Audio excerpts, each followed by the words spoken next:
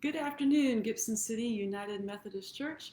I'm Susan Schultz, your Facebook page administrator, here on day 14 of our Advent Chrismons countdown. And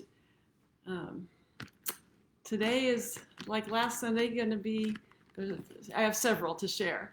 Last Sunday, we looked at the Latin or Roman crosses, the ones that we think of typically, and they're the ones that have the longer arm that is the base.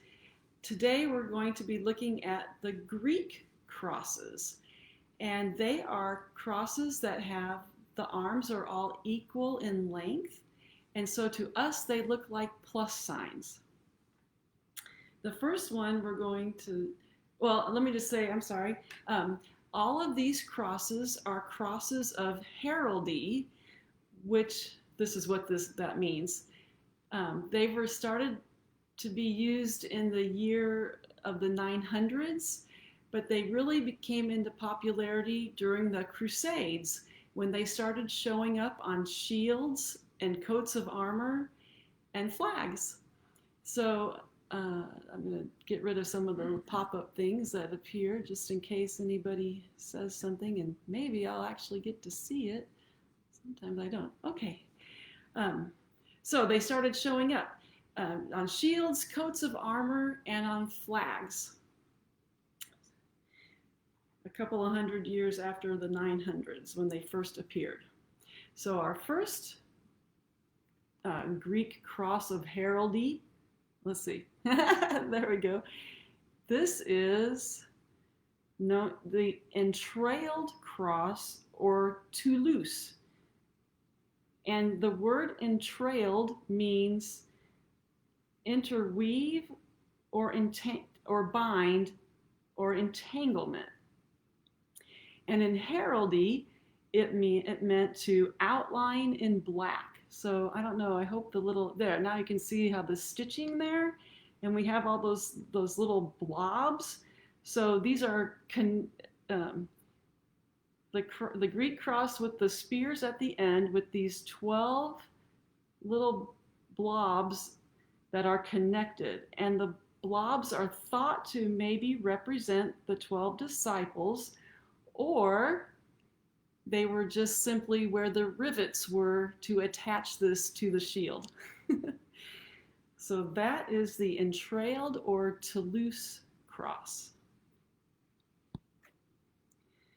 Next we have the Botany Cross. Now this is not botany like this plant science. It's spelled, this one is spelled Bottony or double E. And it's also can be known as the Trefli because of what looks to be trefoils at the ends, or they're like knobs or buttons, and they are represent the three knobbies at the ends there represent the Trinity. So this is the Botany cross.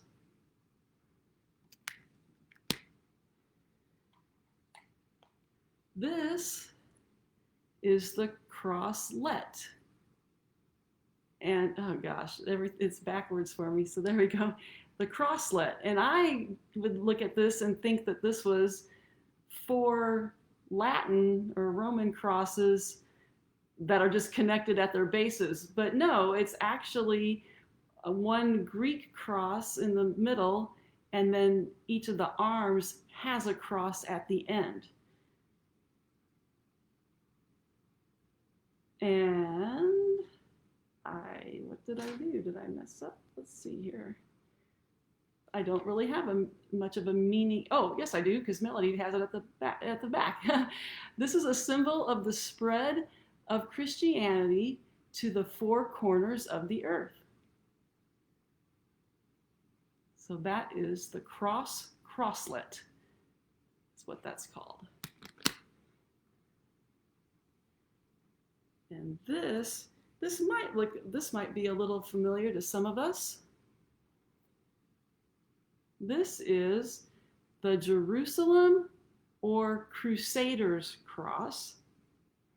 And it begins in the middle with the plus-looking cross known as the Potent Cross, which is the Greek cross with a T at the end of each arm. So that's the Potent Cross. And then the 4 smaller crosses, good grief, the 4 smaller crosses, they are thought to represent the 4 Gospels, or if you take the 4 and then add the 5th cross of the Potent Cross, it can represent the 5 wounds that Jesus suffered at his crucifixion. And it is the symbol of the unity of all Christians. So the Jerusalem or Crusaders Cross.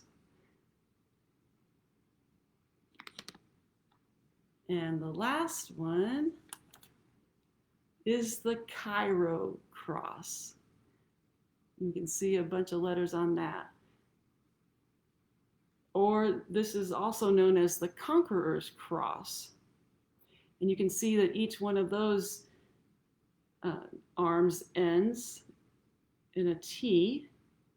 And then the letters. So here we have the letters. Let's see if you can see that. This is the first 2 letters, or the first and last letters of the name. Okay, I've got to look at it. Of the Greek name for Jesus, which is Jesus. And then these are the first 2 letters, the first and last letter, I get that wrong every time, of the Greek word for Christ, which is Christos. And the bottom word is Nika, which is associated with the word victory. So this is known as the Cairo or Conquerors Cross, and it means that Jesus Christ is the conqueror. So the victory, Nika, victory, or in Christ, Jesus Christ as conqueror.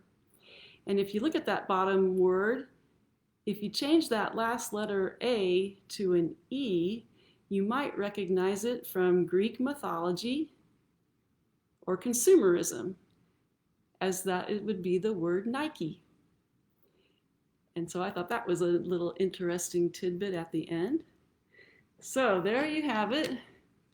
Crosses of heraldry, all now with a Christian meaning or symbol attached to them. And I will add these to our Chrismon tree, but since there are 5 of them, I'll probably go ahead and end the video now and put them on after we close this out. So thanks for joining me on Greek Crosses of Heraldry Day, and I do plan to be here tomorrow with another Chrismon for our tree. Have a great rest of your weekend.